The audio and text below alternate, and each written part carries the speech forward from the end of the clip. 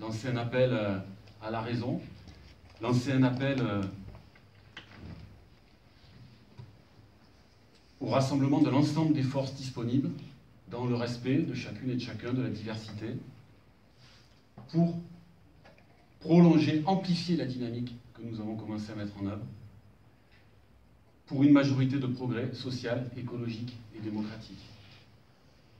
Cet appel que je lance depuis ici, dans le moment que nous connaissons, je pense qu'il doit et qu'il peut être entendu dans l'ensemble du territoire, parce que nous en avons besoin. Aussi dans 4 ou 5 circonscriptions de notre département, notamment là où il existe un fort risque lié au Front National. Je proposerai ce soir au conseil départemental du Parti communiste français qui va se réunir de retirer nos candidatures, quoi qu'il en soit. Je ferai ce soir des propositions précises, en ce sens, que je soumettrai à un débat démocratique et collégial. Je proposerai que parmi ces circonscriptions soit incluse la 4e circonscription des Bouches-du-Rhône. Nous avons en effet appris hier que Jean-Luc Mélenchon projetait d'y venir à Marseille pour y être candidat aux élections législatives. Nous sommes cohérents et rassembleurs. Nul ne comprendrait que nous présentions un candidat contre celui que nous avons soutenu à l'élection présidentielle.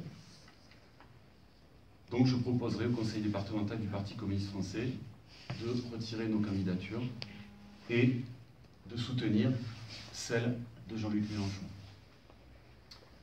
Je veux remercier Gilles Aspinas, qui est à mes côtés aujourd'hui, qui était le candidat que nous avions désigné, qui a commencé à mener campagne, qui s'est beaucoup investi, qui est assistant social, travailleur social, on va dire, travailleur social, voilà.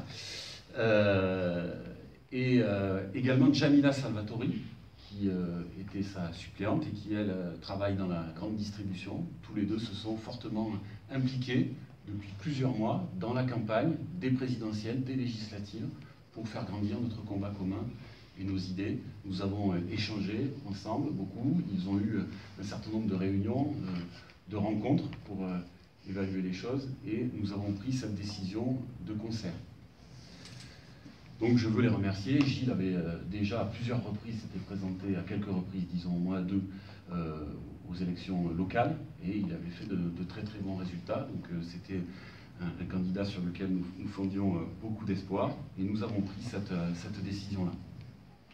Nous le faisons comme une preuve de notre volonté farouche de travailler au rassemblement de toutes les forces qui sont susceptibles